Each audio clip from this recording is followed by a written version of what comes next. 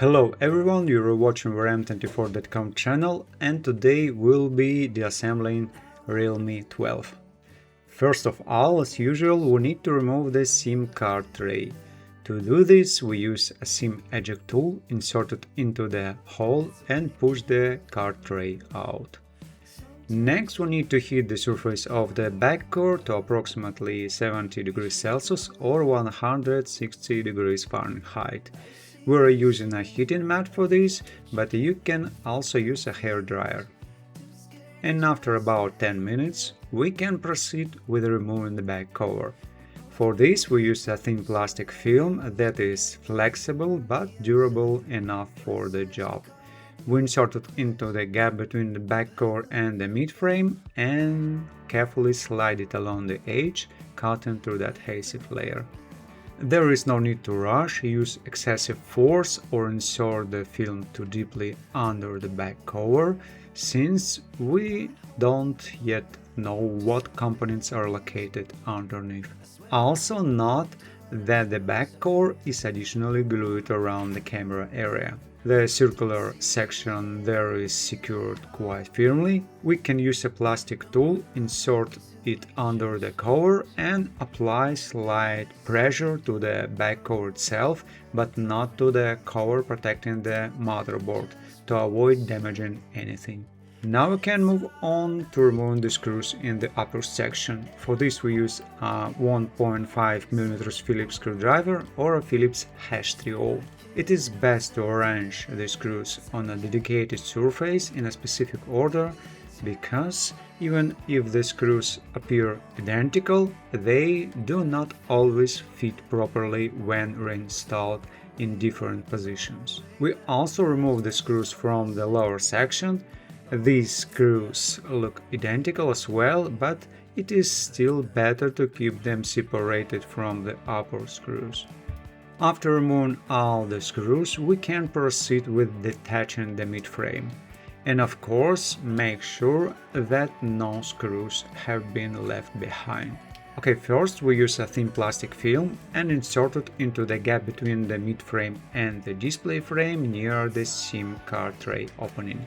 We release several clips and then switch to a thicker plastic tool. Keep in mind that the cover is held quite firmly at the corners. And also be very careful around the edge of the display to avoid accidental damage. We carefully work our way around the perimeter, releasing the clips one by one, and eventually we will be able to remove the mid-frame. Next, using a non-metallic tool, we disconnect the battery connector and move on to the lower section. In the lower section, we need to disconnect the coaxial cable connector and release the cable from its retaining clips.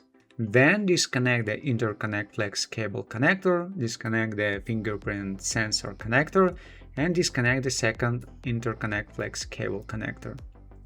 After that, we can remove the subboard. The subboard contains the microphone, charging port, and the card connector on the reverse side. And now we can remove the loudspeaker assembly. We find the correct spot where we can carefully pry it up, lift it and separate it from the adhesive. Loudspeaker is taped to the display frame. Carefully lift it, disconnect and set it aside.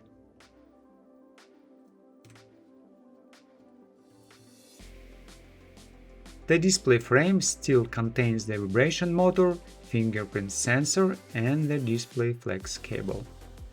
As for the microphone opening at the bottom, it has an L-shaped design.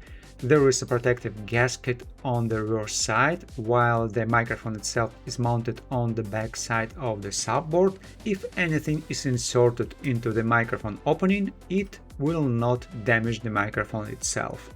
Now we move on to the motherboard. We disconnect the coaxial cable connector, disconnect the interconnect flex cable connector and disconnect the display flex cable connector.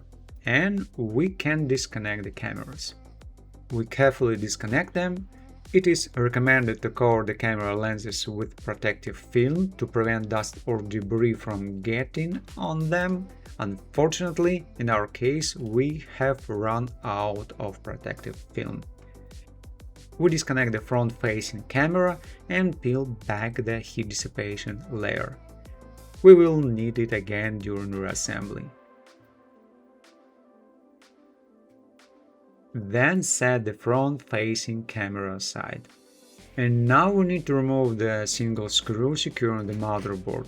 As you can see, it differs from the others in both size and color. Carefully remove it and keep it separate from the previous removed screws. At this point, nothing is preventing us from removing the motherboard. We find the correct point where we can carefully pry it up, lift it and remove it. Keep in mind that the underside of the motherboard may still be held in place by thermal paste. And carefully lift the board without using force. Make sure that no cables or components are still attached. Then remove the motherboard and set it aside. And finally, we can remove the battery. As is typical for Realme devices, there is a transparent protective layer that must be folded back, and a green pull tab located in the center. We pull upward on the tab to release the battery. Under the battery there is a transparent adhesive protective layer that shields the interconnect flex cables. And with that, the assembly is complete. Thank you for watching, and we will see you again in our next videos, either on our Telegram channel or on our website.